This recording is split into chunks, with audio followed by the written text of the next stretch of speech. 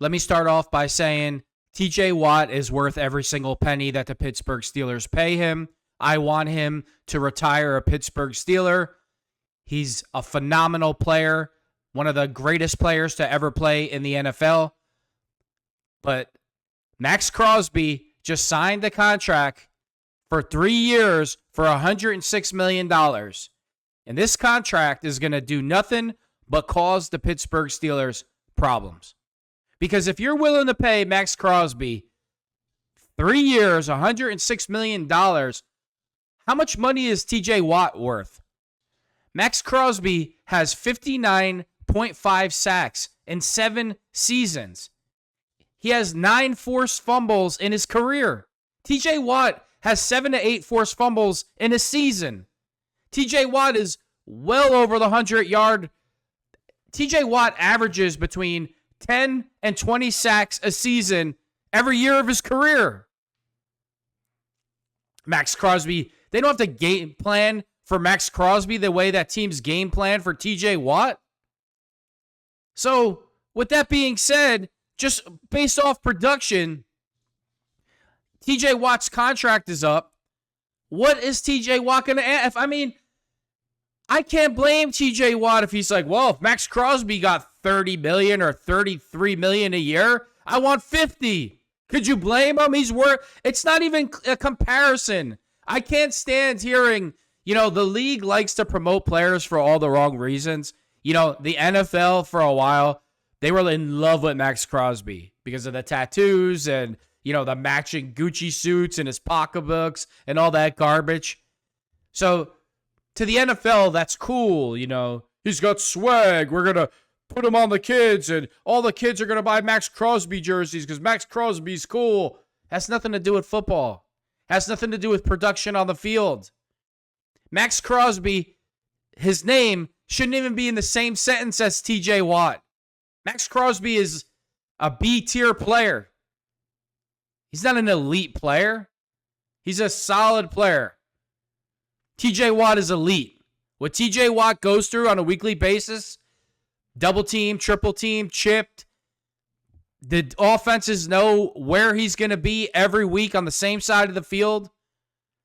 And the output and the production and the leadership, loving the Steelers' tradition of doing things and loving the fans and everything that he does it with the best of his ability. Yeah, fine. He's 6'5", 255 pounds, and he can do athletic things that the average person can't do. But all the other intangibles, all the other things that you want your stars to do, this is what TJ Watt does. He's the pride of the city. The league should be promoting TJ Watt night and day. The fact that he was robbed again last year by a cornerback for Defensive Player of the Year that had 5 picks is ridiculous. Patrick Surtain got Defensive Player of the Year over TJ Watt. Give me a break. It's just the NFL is just a disgrace. It really is. I know Roger Goodell, he thinks he's Mr. Cool with Snoop Dogg, trying to have swag, and maybe it's just TJ Watt's too boring because TJ Watt's the type of player that shows up with his lunchbox every day, puts his work in, punches his time card out, goes home, doesn't ask for much. He's the least amount of maintenance ever on your team, and he's the star. The star of the team. Wants the least amount of publicity. Will never give you a headache. Will never complain when he's asked to do something. But the league, they love Maxx Crosby. A guy that doesn't even have 60 sacks yet in 7 years of football. He averages 8 sacks a year. And he just got paid 3 years, $103 million. Let's jump into the... More breaking news on a very busy Wednesday around the NFL, to say the least. And this time, it is the Las Vegas Raiders signing defensive end... Okay, he's averaging $35.5 million a year. That's what Maxx Crosby's getting per year. TJ Watt could literally ask for an additional $15 million on top of that. Just based off the forced fumbles, the tackles for a loss, and the sacks. It's not even close. This contract is going to cost nothing but problems for the Steelers and their cap. I mean, the Steelers are way under the cap right now, but when Maxx Crosby sets the market with this much money, with this kind of production, TJ Watt could literally ask Art Rooney, like, hey, let me be half owner of the team for the way he produces. Maxx Crosby to a 3-year, $106.5 million extension. That's according to multiple reports. Crosby is coming off his 4th consecutive Pro Bowl season, despite being limited by injuries for the first time in his career. He appeared in just 12 games and finished the season on IR, but still led the team in sacks, tackles for loss, quarterback hits, and QB pressures. And this contract, by the way, makes him the highest paid non-quarterback in the NFL by AAV. You see Maxx Crosby at the averages 8 sacks a year, misses games, finished on IR. It doesn't matter if you get voted to the Pro Bowl. That has nothing to do with production. This isn't a popularity contest.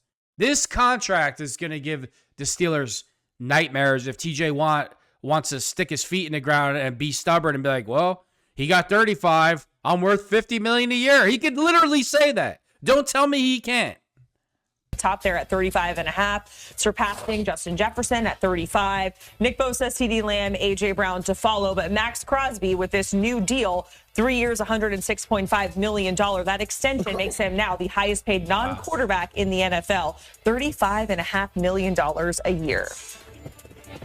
All right, back here on HQ, Jacqueline D'Agostino alongside Lige Duzbo. Lige, the breaking news football guys are just not giving us a break today. It's been one story after the next. This time we're out in Vegas where the Raiders coming to a deal, a 3-year extension, $106.5 million to Maxx Crosby here, making him the highest paid non-quarterback in the league. Does that feel right to you? No. 100%. This guy is the face of the franchise. Now, there were rumors that Maxx Crosby was getting frustrated because he wanted to know what the direction they were going in, more specifically at the quarterback position. Did they have a plan?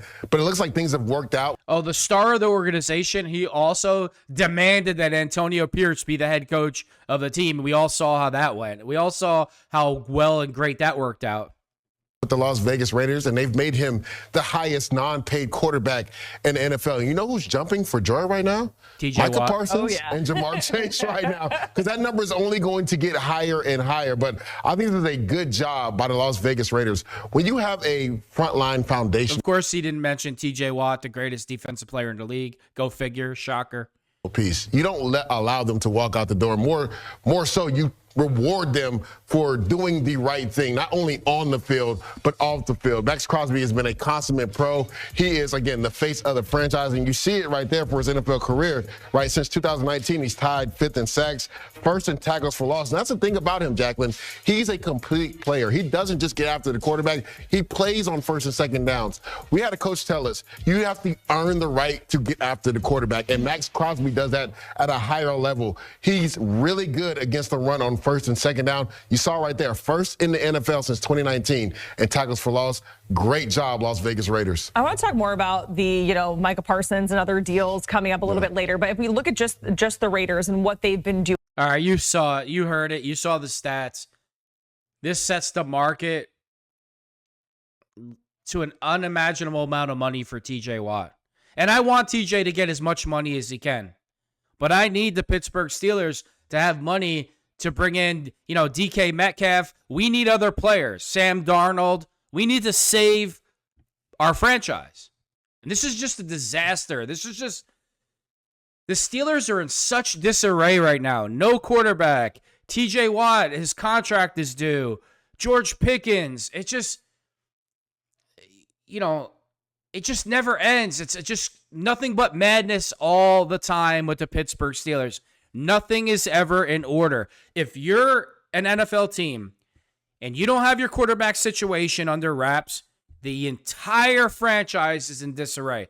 And from the top, from the coaching, the head coach, Mike Tomlin, to the quarterback, to the so-called star on offense, George Pickens, to the productive star, Najee Harris, who's also up for a contract. Now you got TJ Watt that's up for a contract. It's just a nightmare and disaster for the Steelers. Everything, is just so unsettled right now. Now, I know free agency starts on Monday. Things will get a little bit under control. But,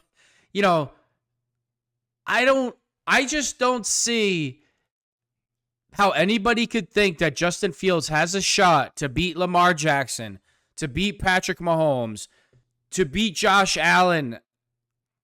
I just don't see it. Even CJ Stroud, the quarterback of the Texans, to get to the Super Bowl, you have to win the AFC Championship, obviously.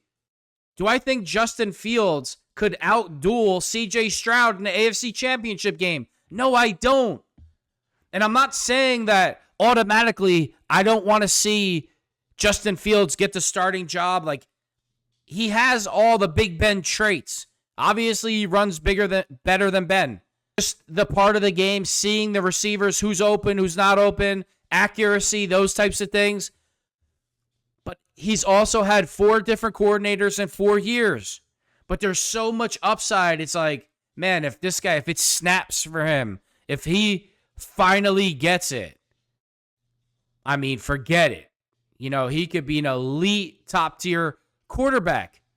But you can't just go into next season with just Justin Fields. You have to bring in a Sam Darnold. You have to. Because if it doesn't pan out, you can't just say, oh, well, screw it. The season's over. We've already lost 4 games in a row. We're just going to, finish out the season, 4-13.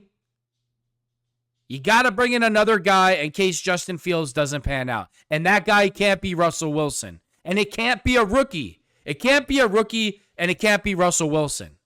Those are not the answers.